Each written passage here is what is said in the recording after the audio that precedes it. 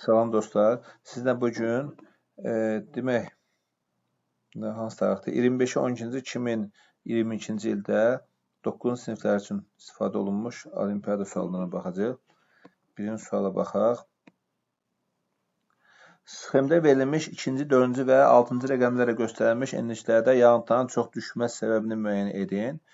Fikir versək, burada 2-ci məntəqə 60 dərəcə enlikdir. 60 dərəcə enlikdir. Sonra neçəndir? 4-cü məntəqə ekvator boyudur və 6-cı məntəqə bu da 60 dərəcə enliklərdir. Biz bilirik ki, ekvator və mülayimlərdə alçaq dərəcə qalxan hava olduğuna görə orada bol yağıntı verir. Tropiklər və qütblərdə isə yüksək dərəcə gələn hava olduğuna görə həmin ərazidə yağıntı vermir. Burada da, yəni bu ərazidə yağıntı çox düşməsinin səbəbi alçaq dərəcə qalxan havadır. Yəni doğru cavab C bəndir. Coğrafiya müəllimi dərs zamanı şagirdlərinə yaşadıqları şəhər ilə Oğuz şəhəri arasındakı yerli vaxt fərqinin daha az, Hacıqabul şəhəri arasında fərqin isə daha çox olduğunu söyləyir. Onlar hansı şəhərdə yaşayırlar? Bu da yəni hansı şəhər Oğuz şəhərinə, yəni meridian istiqamətə baxsaq, hansı şəhər Oğuz şəhərinə daha yaxındır deyə nəzərdə tutur. Çünki orada vaxt fərqinin az olması lazımdır. Ona görə Oğuz burada Ağdağ şəhərdir. Digər şəhərlər isə Oğuz şəhərindən çox aralıda yerləşir. Üçüncü suala baxaq. Hansı məntəqədə 1 kubmetr havanın su buxarla doyma həddi daha yüksəkdir? Baxırıq, demək 1 kubmetrdə havada olan faktiki su buxarının miqdarı 6 qramdır. Nisbi rütbədə 80%-dir. Ümumiyyətlə 1 kubmetr havanın temperaturu nə qədər çox olarsa, onun doyma həddi o qədər çoxdur. Yəni daha çox su saxlaya bilir də. Burada da hər hansı bir ədəddir, onu bilmirik. X ədədinin o hansı ədəddir ki, onun 80%-i 6-dır. X vurulsun %80 bərabər 6. X də bərabərdir burada. Yəni biz buna X1 yazaq, çünki orada 5 dənə məntəqə yoxlamalıyıq. X1 bərabərdir 7,5. İkinci məntəqədə baxaq. İkinci məntəqə X2 yazıram. X2 vurulsun yüzdə neçə faizdir? %85. Yəni o hansı ədəddir ki, onun 85%-i ilə 2,6. Bu da X2 də bərabərdir. Neçədir? 3,6. Üçüncü məntəqələrdə bu şəkildə yazaq. Üçüncü məntəqə nə qədər olacaq? 2,8. Dördüncü məntəqə X4 bərabərdir 6. X5 bərabərdir 8,3. 8,3. Aha. Demək, bu məntəqələrin içərisində doyma həddi daha yüksək olan, ən çox su saxlama qabiliyyəti olandır. Yəni 5-ci məntəqə. Yəni bu 5-ci məntəqə. Bu da olacaq Y bəndi. Çay dərəsinin formalaşmasında relyefin təsiri böyükdür. Dağ çayları yumşaq suxurlar üzərində axaraq dərin, ensiz dik yamaclığa malik dərələr əmələ gətirir. Mətndə hansı relyef formasından bəhs edilməlidir? Bu kanyonlardır. Ən böyük kanyon da Şimali Amerikada Kordilyer dağlarındakı böyük kanyondur. Bəzi kitablarda 1800 metr dərinliyi, bəzilərdə isə 2000 metr göstərilir. Doğru cavab burada B bəndidir. 5-ci baxırıq. Cədvəldə verilmiş dağlarda hansıların yerlərini dəyişsək, onların mütləq hündürlüklərinin düzgün artma sırasını müəyyən etmək olar. Karpat dağlarının ən hündür zirvəsi nədir? Gerxlovski şitidir. 2600 nə qədər idi? 2655. Skandinaviyada qalxan Pikken 2469. Piriney dağlarının hündürlüyü Anetto idi. 3000 zirvəsi Anetto hündürlüyü 3404. Alp dağları Mont Blanc 4807. Qafqaz dağlarının isə 5642. Elbrus 5642. 5642 bu 5'dir. Aha. Burada da nədir bizdə? Deyir ki, hündürlüyün düzgün artma aracılığı deyilsə, elə buradan baxanda 1 ilə 2-nin yerini dəyişsək, onda artma aracılığı düzələcək. Yəni birinci olmalıdır 2469, sonra 2655 olması lazım idi. Demək, həqiqət altın suala baxırıq. Həqiqət sahəsi 2268 kvadrat kilometr olan meşənin xəritədə tutduğu ərazi politikada göstərilmişdir. Bu xəritədə AB məntəqələr arasındakı məsafə 16 sm olduğunu nəzərə alaraq, həmin məntəqələr arasında həqiqi məsafəni hesablayın. Baxın, burada sayırıq. 24 dənə tam dama var. 24 dənə tam dama var. 8 dənə yarı dama. O 8 dənə yarı damanın da ikisi bir dama ediyinə görə, o da üstə gəlirik 4 dənə tam dama. Bu da nə qədər? 28 dənə yəni parika daması. Onda biri 0,25 kvadrat santim olduğuna görə 28 də vuracaq 0,25-ə. Bu da bərabərdir 7 kvadrat santimetr. Sonra nə deyir bizə? Demək, nə verdi? Bizə həqiqi sahə verib. Nə sonra miqyas tapmamız lazımdır ki, sonra məsafəni tapaq. Demək, miqyas da bərabərdir. Kök altında həqiqi sahə bölünsün. Yəni 2268 bölünsün 7. Bu da bərabər kök altında olacaq 324. Onu da kök çıxacaq 18. Demək, nə oldu? Miqyasımız məlum 18 kilometrdir. 1 santim 18 kilometr. Xəritəki məsafə 16-dır. Buradan həqiqi məsafə tapırıq. Həqiqi məsafə vurulsun 18 vurulsun neçə? 16. Bu da bərabərdir 248. Doğru cavab A bəndir. Ümumiyyətlə, miqyasın düsturları haqqında daha geniş tənasüblə eləyə bilərik. Sadəcə o sahə məsələsində bəzən uşaqlar çaşır deyə. Ən yaxşı bu düsturdur. Yəni, həqiqi məsafə bərabərdir. Miqyas vurulsun xəritəki məsafə. Həqiqi sahə bərabərdir, amma sahə tapanda. Miqyasın kvadratı vurulsun xəritəki məsafə. Kanalda tapa bilərsiniz, onun haqqında məlumat var. 7-ci suala baxaq. Xəritə sxemi əsasında Naxçıvan ərazisi üçün qışda və yayda müvafiq olaraq, buna fikir vermək lazımdır. Müvafiq olaraq hakim olan küləkləri müəyyən edir. Demək, burada soyuq küləyin istiqamətini göstərir. Yanvar ayında demək, haradan əsir? Baxın, burada şimal-şərqdən. İyulda da şərqdən əsir. Yəni, doğru cavab B bəndir. Hərəkət istiqaməti eyni olan cərəyanları müəyyən edir. Ümumiyyətlə, bunu yadda saxlayaq. İsti cərəyanlar alçaq enlikdən yüksək enliyə doğru hərəkət edir. Soyuq cərəyanlar isə yüksək enlikdən alçaq enlikə doğru axır. Bir də Somalidə orada o qaydaları pozan. Demək, Şimali Atlantika şimala, Şimali Atlantika cərəyanı şimala doğru hərəkət edir. Labrador isə soyuq cərəyanda o cənuba doğru. Yəni, burada bu Labrador pozdu deyə getdi. Yəni, eyni istiqamətdir. Krasio isti cərəyandır. Bu şimala doğru. Golfstream də şimala doğrudur. Kanar soyuq cərəyanı olduğuna cənuba doğru hərəkət edir. Bu da getdi. Bengal soyuq cərəyandır. Kanar soyuqdur. Kaliforniyada soyuqdur. Bunlar demək, Kanar cənuba doğru, Bengal şimala. Bu da pozuldu. Yəni, bu da yanlışdır. Braziliya, Şərqi Avstraliya, Mozambik hər ikisi isti cərəyandır. Hər ikisi də eyni istiqamətdə hərəkət edir. Yəni, doğru cavab burada olacaq D bəndir. Sonra gedək, növbəti testə baxaq. Bakı şəhərinə 22 dekabr tarixində günəşin çıxdığı vaxt şarquli cisimlərin kölgəsi hansı istiqamətdə göstərilmişdir? Baxın, Bakı 40 dərəcə şimal enliyində 22 dekabrda günəş harada zenitdə olur? Cənub tropinin üzərində zenitdə olur 23,5-də. Səhərdir. Demək, Bakı şəhərində günəşin çıxdığı vaxtda, günəşin çıxdığı vaxtda o da səhərdir. Günəş şərqdə çıxır, qərbdə batır. Günəş burada çıxsa, səhər. Bakı şəhərdə, məsələn, 40 dərəcə şimal enliyə 50 dərəcə şərq uzunluqda burada. Burada da cismin kölgəsi şimal, qərbə doğru düşəcək.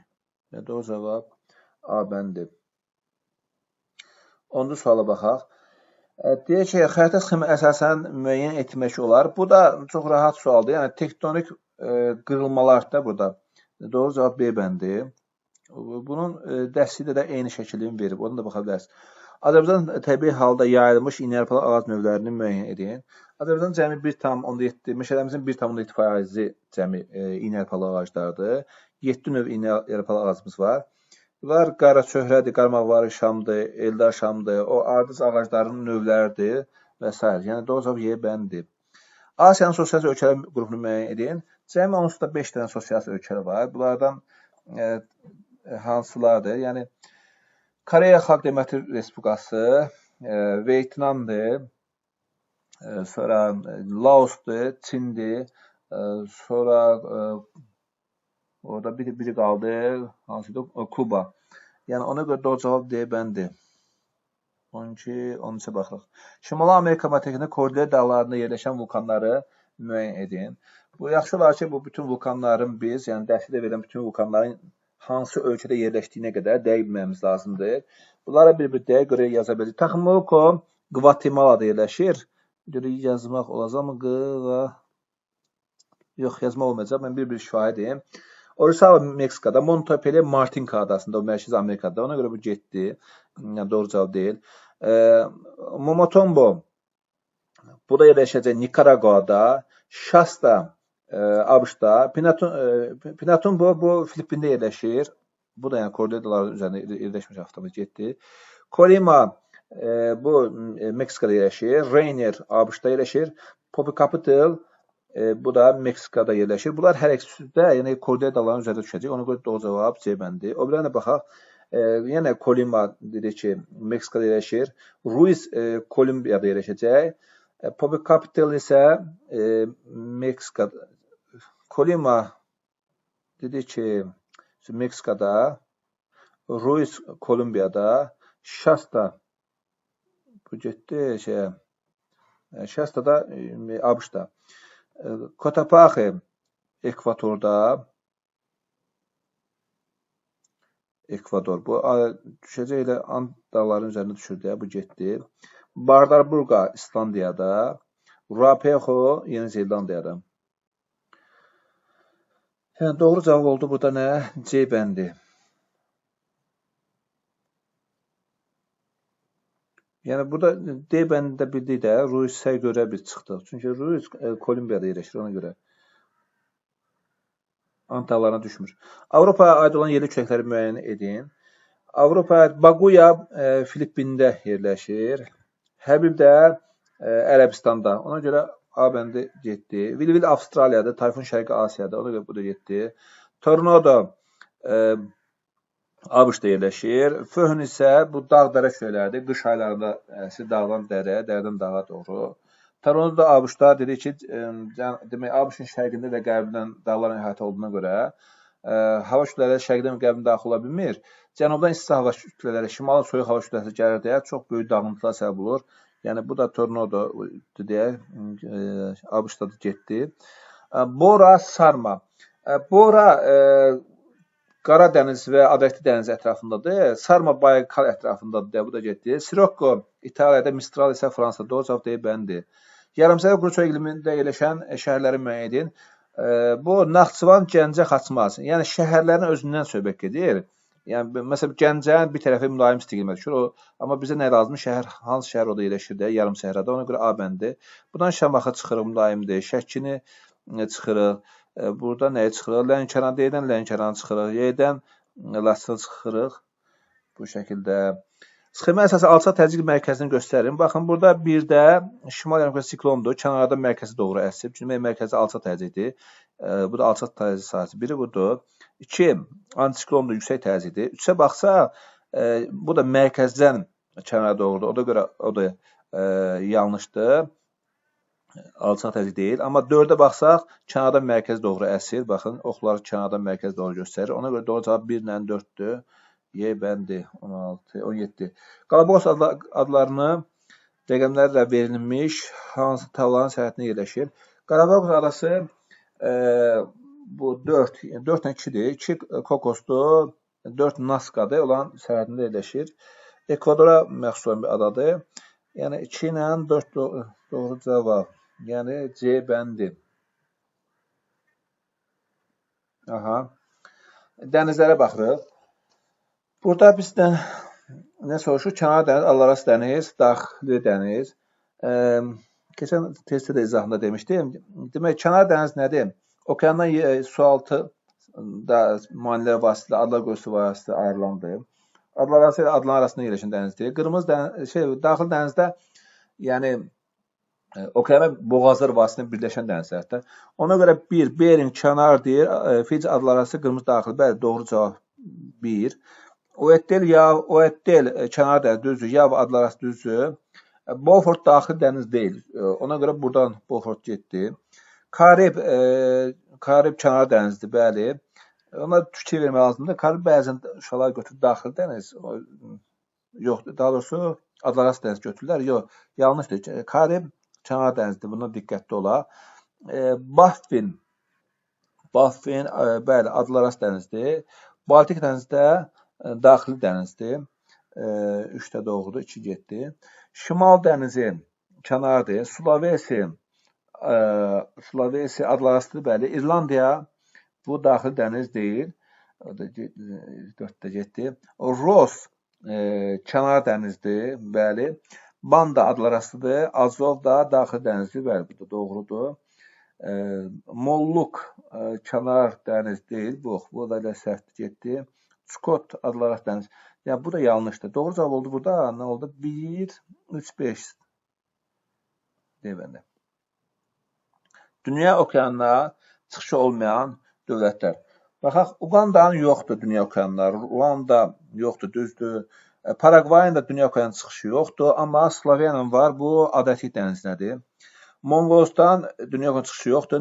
Nepal o da yoxdur. Butan da yoxdur. Amma Kambocanın var. Ona görə Kamboca getdi buradan. Qazaxıstanın dünya okeanına çıxışı yoxdur. Boliviyanın yoxdur. Laosun da yoxdur. Malində yoxdur. Yəni, fəsələ doğru cavab çıxdı C bəndi. Görək o birlərdə nədir? Burundi dünya okeanına çıxışı yoxdur. Sveçrə dünya okeanına yoxdur. Qırğızstan dünya okeanına çıxışı yoxdur. Suriyanın isə Aralıq dənizinə çıxışı var. Ona görə bu cavabda getdi. İsrailin elə bəri başdan da İsrailin də onsuz da Aralıq dənizinə çıxışı var da, bu da getdi. Doğru cavab C bəndi. 20.